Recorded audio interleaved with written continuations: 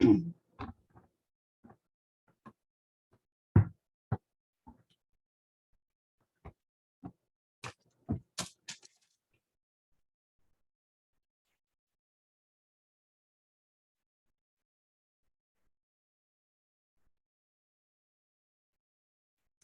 morning. Good morning. Good morning. It is Sunday, September 11th. Oh, Bex, you're so funny.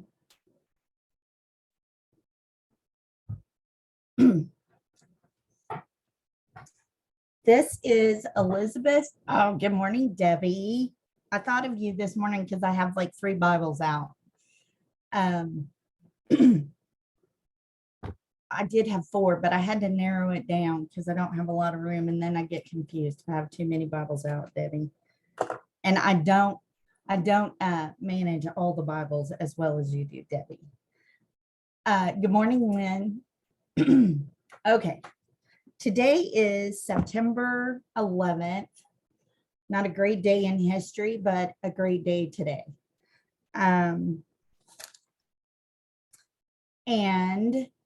this is Elizabeth Sharon Ann's Bible study. It is as soon as, my understanding is, as soon as Facebook approves the name change, it will change to Montana. You're on. I love me some Montana time. Excuse me. As soon as Facebook approves the name change, it will change to Dream Big Today. So please remember to put your prayer requests and praise reports in the comments so that we can be in agreement with you. And I am Lori, in case I haven't said that. And today is a good day. Today is going to be a good day. It has been a stressful week, but today is going to be a good day. And is the weather not amazing outside? I was going to go for a run before I did the Bible study, but I didn't get up in time to do it, and I didn't want to rush. So I'm going for a run after the Bible study because the weather's still going to be great. So cool. It's so nice. I'm not mourning summer as much because the weather's so beautiful. But today we are in Isaiah 8, and Isaiah is the book of Isaiah is divided into 2 parts, actually. I think it's chapters 1 through son of a gun, I've lost it. Anyway, the first half is his judgment, God pronouncing God's judgment on Israel and Judah. Second half is about his comfort and his help, the characteristic of that. But even though he's talking about how he's going to wipe everybody out, there are so many good nuggets in this. First of all, Isaiah's name translated means good morning, Dee, good morning, Lynn, means Yahweh saves, God's salvation. That's what Isaiah's name means, which I think is pretty cool. But we start off, and when we're starting in the book of the prophets, I think we're in the minor prophets right now. No, we're in the major prophets, and then we go to the minor prophets. God is all about prophetic acts, demonstrating through their lives what he's going to do in the spirit. Their lives are a demonstration of what he's saying to the nation.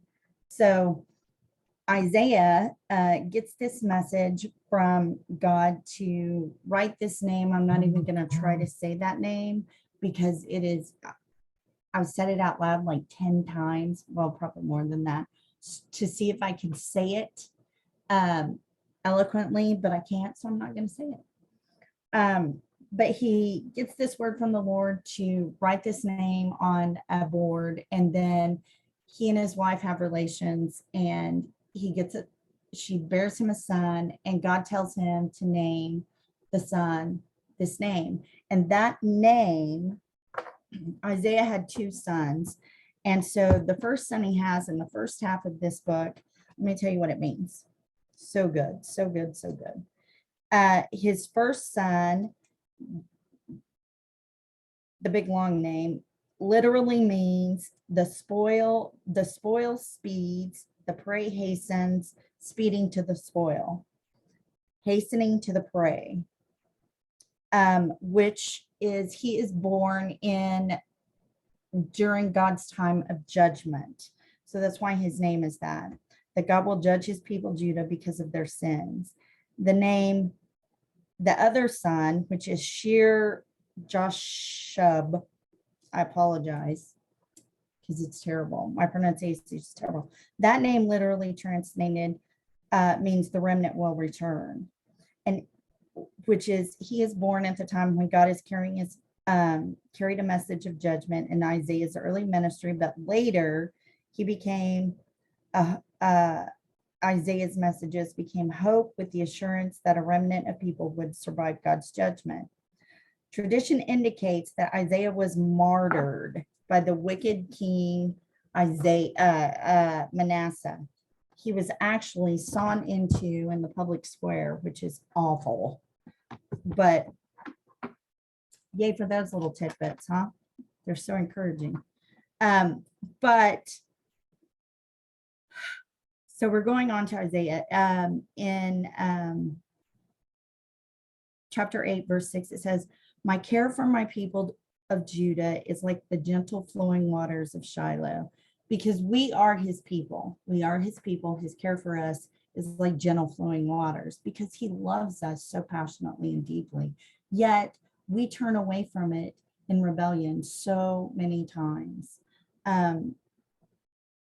And I often think when I'm reading through the prophets, and especially when I'm reading in Exodus, when the Israelites came out, it so reminds me of a marriage relationship between God and his people, because he is so loving, so faithful, so he provides for us, he guards after it, he watches over us, he comforts us, he inspires us, he loves us so unconditionally. Yet we turn away from him in some of the, well, because we think we can do it on our own. But going on down, the message that Isaiah gets from the Lord is to encourage King Ahaz when Assyria and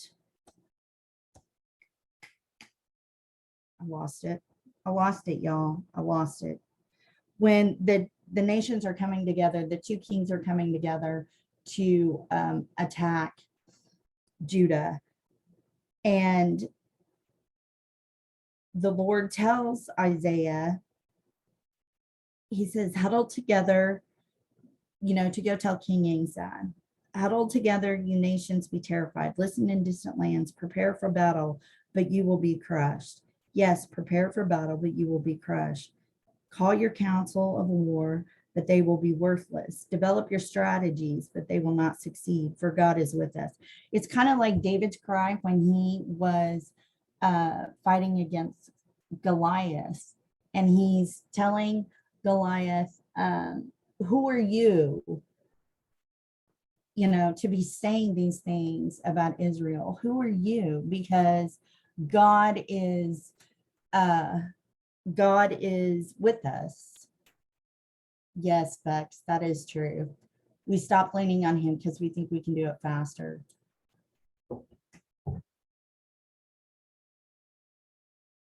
And so Isaiah tells King Ahaz that, they can do their plans, tell them that they can have their plans, they can develop their war strategies, but it's all going to come to naught because God is with us. And then God gives him a strong warning not to think like everyone else does. Don't think like everyone else does. Don't call everything a conspiracy like they do, and don't live in dread of what frightens them. May the Lord of Heaven's army holy in your life. May the Lord of Heaven's armies holy in your life. He is the one you should fear. He is the one who should make you tremble. He is the one who will keep you safe. God is a sanctuary and a tabernacle and a strong and high tower for those who fear him and believe in him. But for those who don't, he is a stumbling block, because it goes on to say that, but to Israel and Judah, he will be a stone that makes people stumble, a rock that makes them fall. Those people that were in Judah and Israel that didn't believe, that were worshiping their idols on the hill, that were so concerned what was going to happen to King Rezin and King Pekah. They were more concerned with that than what God was doing for them. And we are called not to think like other people think, because we are a special people set apart. And I mean, isn't that such a word for today, with all of the nonsense going on in the news and all of the political stuff? Not choosing a side here. I'm just saying, we have the people that, it's a conspiracy against this side, it's a conspiracy against that side, and everybody argues, and it's so divisive. But we are called not to think of those things, not to think like those people think. We have to think on a higher level like God thinks, because the bottom line is God is the ultimate authority. God is the one who sets them up. God is the one who sets them in place, and God is the one who knocks them down, takes them out of place. It's just the way it is. We can either choose to pray and do what we're supposed to do, or we can grumble and complain, and we'll stumble and fall. And then God goes on to tell Isaiah to preserve the teaching of God, entrust his instructions to those who follow me. I will wait for the Lord, who has turned away from the descendants of Jacob. I will put my hope in him. Yes, the mind of Christ. D, absolutely. And we have to be renewed in our mind, because the world just pollutes our mind so much. And Isaiah goes on to say, everybody's turning to everything else. They're turning to the mediums and the soothsayers and the all of this kind of stuff, and those who consult with spirits of the dead. But shouldn't people ask God for guidance? It's like that thing that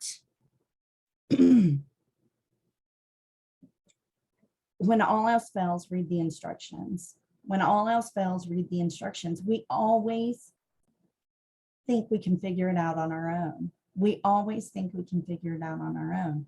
And God is our last result, our last, the last one we turn. We don't pray first.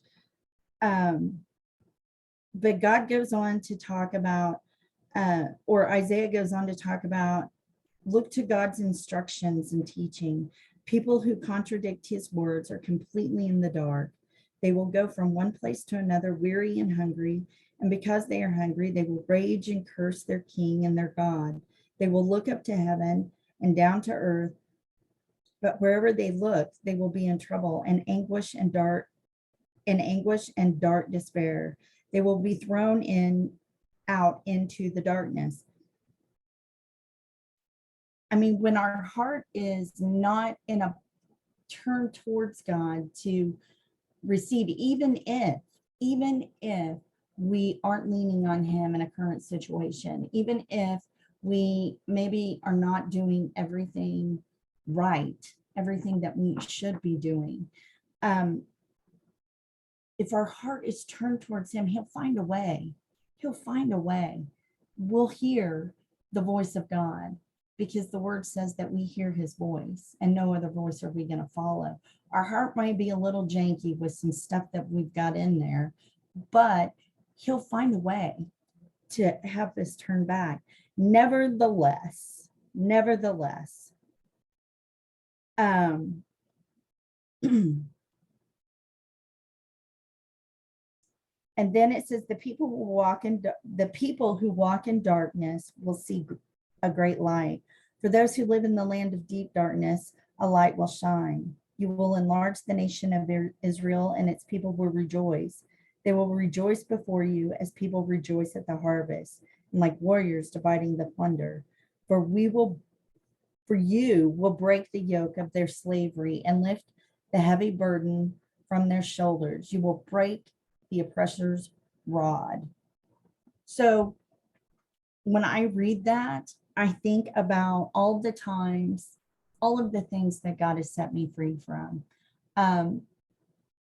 All of the things that he's set me free from the self-loathing, from the shame, from just worrying so much about what the world thinks of me, being set free from that. I mean, that is a yoke that you carry that is heavy, and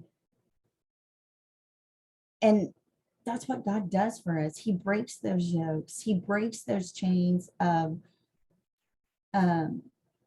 shame and self-loathing and worrying about what the world thinks of you instead of what God thinks of you, because what God thinks of you is what matters.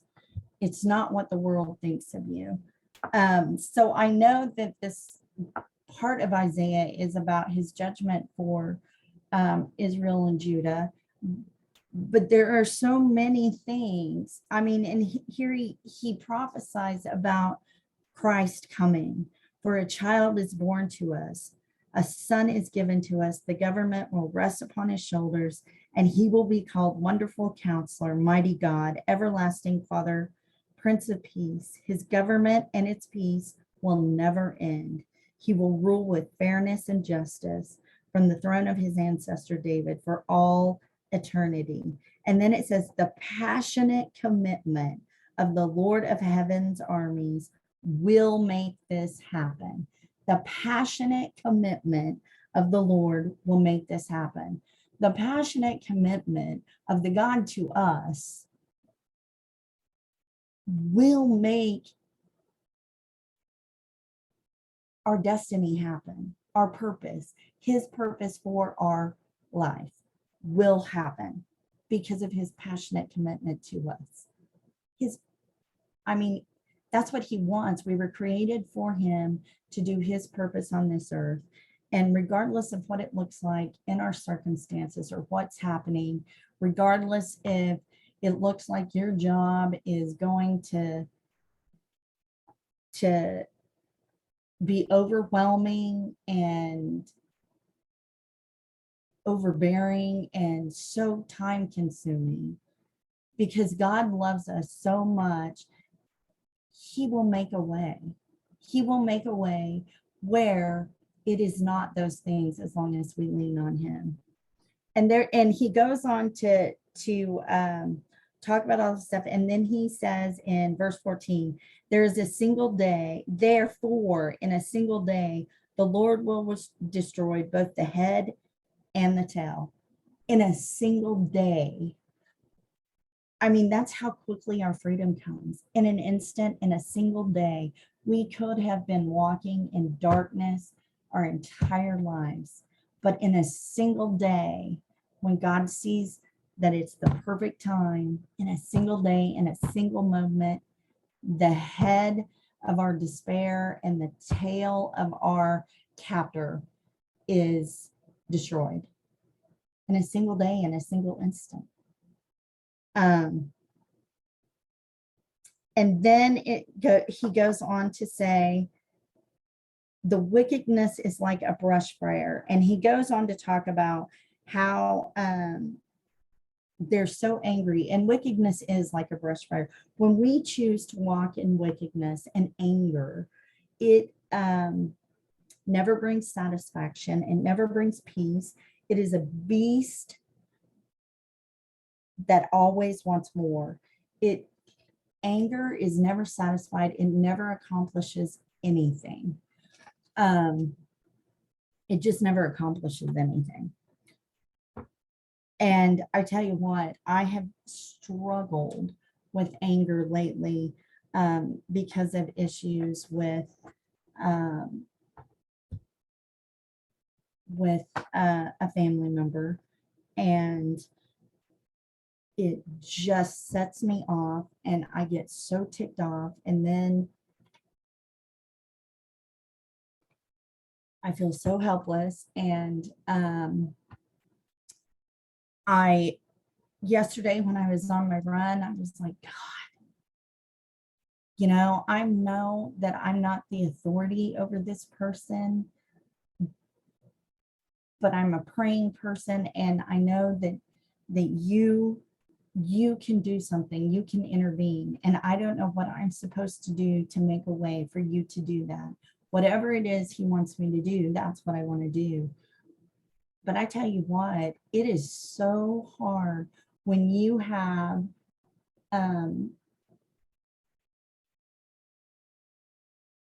somebody just screaming insults and derogatory comments to you, and it's just like somebody is just throwing dart after dart after dart after dart after dart after dart. It's unrelenting. It's an unrelenting attack. And to in the midst of that, where your emotions get involved and you get caught up, it is so hard to just lean on him in that moment and turn the other cheek and act in love and not just want to punch somebody in the throat. And it's awful. It's awful.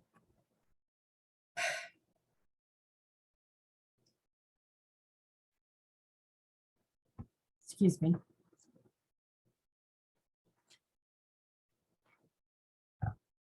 So now we're in 2 Corinthians. We're reading about Paul.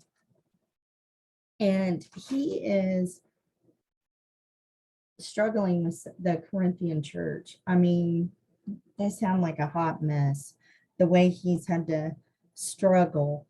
But this is the portion in Corinthians where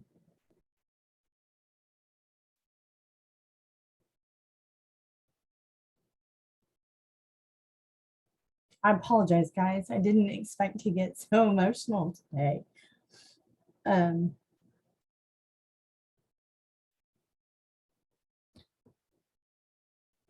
Where Paul talks about the thorn in his side. And if you read all kinds of, and how ironic that this is the part that I'm talking about after what I just got through sharing, a thorn in his side, and that he is not only going to he is only going to boast about his weakness, and God gives him the revelation and that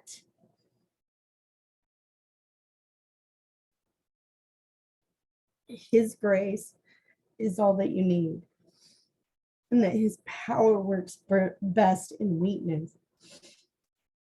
I mean, and Paul was misunderstood. He was misunderstood. There is one in one of my study Bibles I was reading. One says that the theologians think, it could have been a person that was in a thorn in Paul's side. It could have been a sickness. Some say that there is no indication that it was a sickness because it's not something that Paul references, that he was sick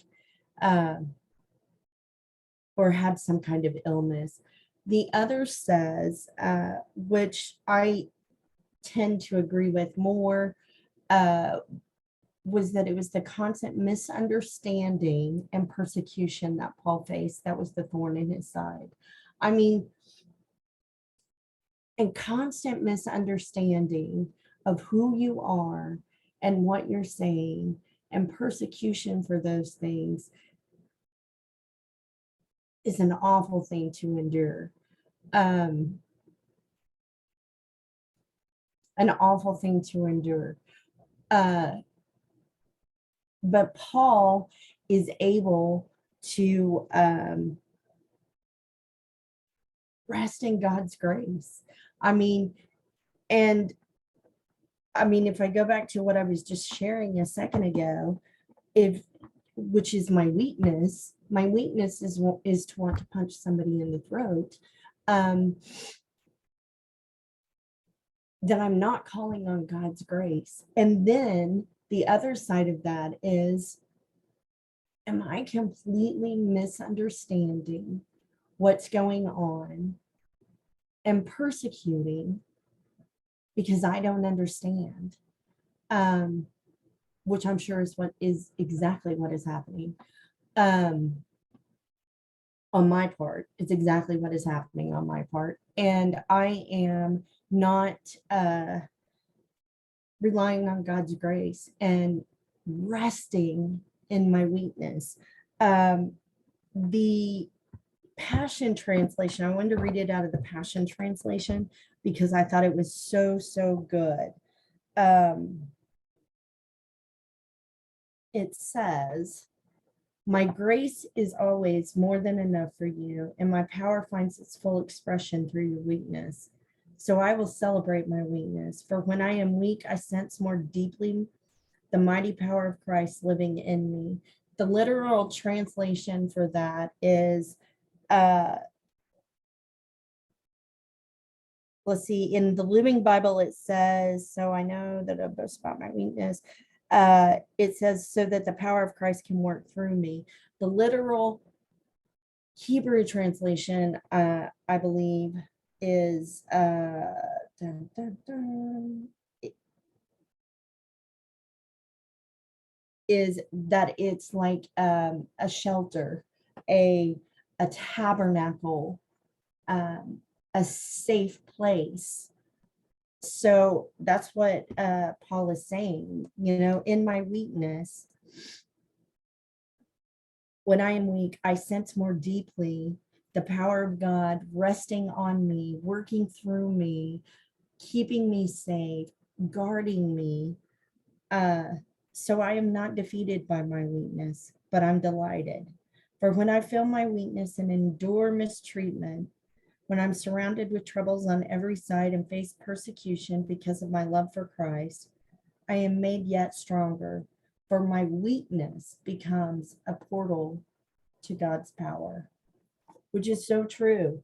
I mean, when we run to the end of ourselves is when God can truly do something with us. I mean, it wasn't till I went to the first Dream Big retreat, and I had been walking with God and several of you have heard me share this story. I'd been walking with God for several years, but I was just kind of over it, because nothing ever really changed. It would change for a bit, and then it would go back. He'd change for a bit, and then it would go back.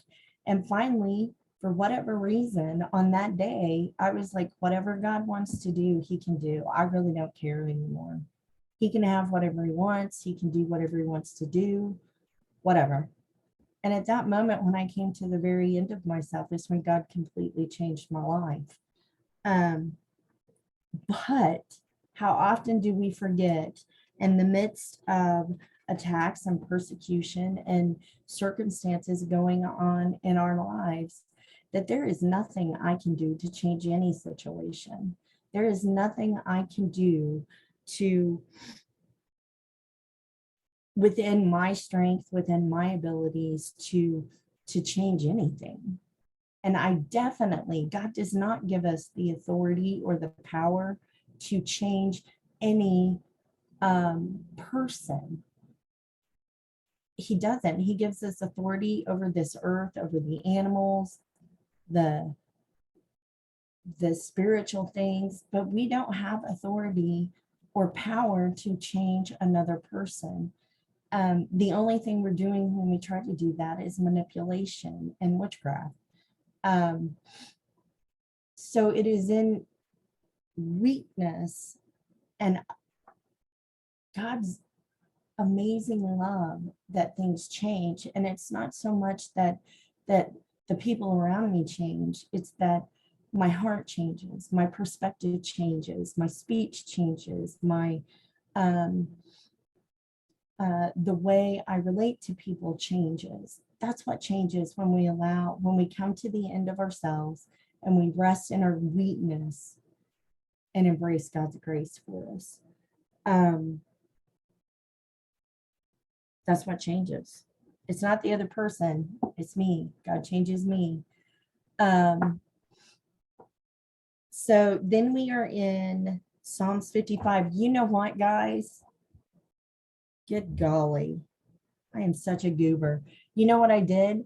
I put on today, maybe it's because I need to read it. I think I put on the description today's reading that it was Psalms 23. And I thought, oh, how nice. It's Psalms 23. I think that's what I put. I don't know. Either I'm just having a moment and maybe I need to go read Psalms 23. But really, we're reading Psalms 55, 1 through 23. Or maybe I'm thinking of Proverbs. Good gravy. I don't know what I'm doing, y'all. Listen to my prayer, oh God. Don't ignore my cry for help. Please listen and answer me, for I'm overwhelmed by my trouble. Oh my gosh, that is how I feel. That's how I felt yesterday. Oh, that's good, Nancy. That is so good. I'm like, God, do something. God, do something. I mean, but it's really none of my business what God is doing in somebody else. So when I cry out, don't ignore my cry for help or listen to my answer. I'm overwhelmed by troubles. Really, my prayer is help me. Listen to my prayer, oh God. Don't ignore my cry for help. Please listen and answer me, for I'm overwhelmed by my troubles. My enemies shout at me, making loud and wicked threats. They bring trouble on me and angrily hunt me down. My heart pounds in my chest. The terror of death assaults me. Fear and trembling overwhelm me, and I can't stop shaking. Oh, that I had wings like a dove, that I would fly away and rest. I would fly away to the quiet of wilderness. How quickly I would escape, far from the wild storm of hatred.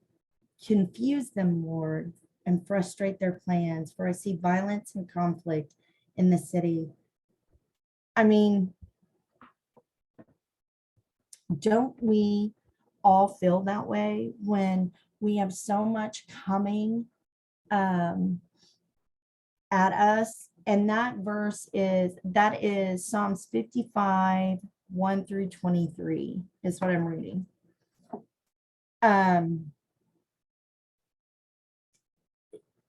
Don't we feel like that? Weren't we like, can't I just get away from this? Can't I just get some peace? Can't it just stop? I mean, and I know that there are other people in my family that feel that way. And as a result, they just completely shut down and don't want to communicate with anybody. But you know, if we'll lean on God's grace and we'll rest in Him and know that He knows everything that's going on. He knows every word that is being spoken. He knows when I have not rested in grace and decided to act in anger. He knows every single thing. And yet He still loves me and He still cares for me and He still does great things. when I rest in that, I can get away from it all because I have peace that surpasses all understanding. Um,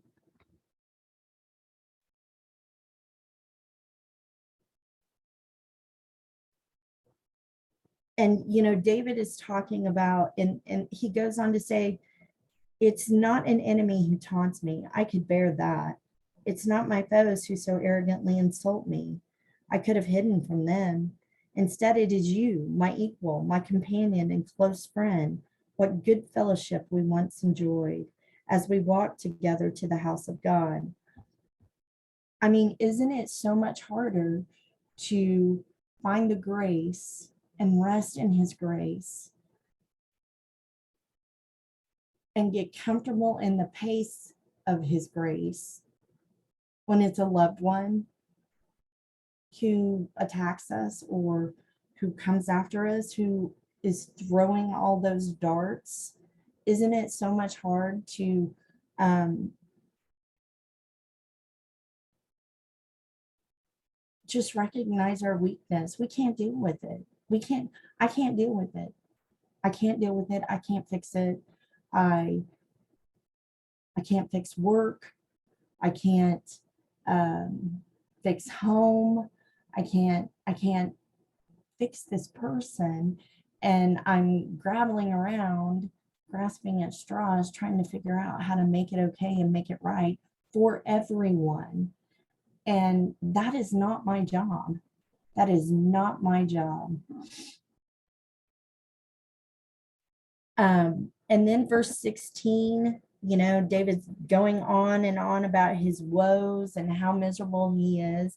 And then he says, but I will call on God and the Lord will rescue me.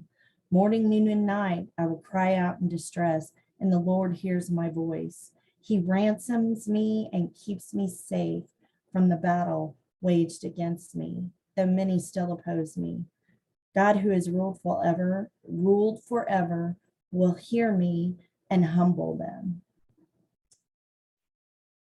I mean, he's just God. He's just God, and he is just that good. He he's just amazing. And then we have Proverbs 23, 4-5. Don't wear yourself out trying to get rich. Be wise enough to know when to quit. Isn't that the truth? Not just about trying to get rich, but in everything, in the fight, in the struggle, in everything. Be wise enough to know when to quit. In the blink of an eye, wealth disappears, for it will sprout wings and fly away like an eagle. Isn't that the truth? I know I'm over time, Debbie, and I'm sorry. I apologize for that. I wanted to read one of my devotions to you guys because it was so good. It was actually yesterday's devotion, and it was so, so good. And I will just say that my example yesterday was not a great example. It says, here's the scripture. Where may we find him? We will follow him. We will follow you as you seek him. And that's Song of Songs 6:1. What an honor it is to spark hope and awakening in people's lives. Every word you speak, even your posts on social media, have the potential to kindle some slumbering spirit. Your attitudes and actions have the power to revive or destroy those around you. You have more power than you could possibly imagine. You carry a spiritual torch within you that can light a way for others. Don't hide it or allow selfishness to snuff it out. Give people glimpses of truth by being someone they can look up to. They don't want you to wear a mask of false perfection. They want to know that God is relatable, approachable, and real. They want to understand how you remain calm in the midst of chaos. They crave peace when war is raging in their souls. You don't have all the answers. You only need to point them to the one who does. So that is, I read that multiple times yesterday. And I think I got better during the day, but I don't know if I did or not. But today's a new day. The sun has risen, and his mercies are new every single day. His mercies are new every minute of every day if I need it, and his grace is there always. But I want to pray for you guys before I hop off, like I always do. And thank you guys so much for joining me this morning. I love it when you guys join me. But God, I just thank you for this day. I thank you for your blessings that are all around us, even though at the current moment we can't see them. I thank you that you open our eyes to see, and that we see with a heart full of love, and that we hear with our heart what the Spirit is saying to us. That when someone is lashing out in anger, God, that we would be able to see that it's hurt. It is hurt and confusion that is causing it. And so, God, I thank you that in every situation we would be able to react in love.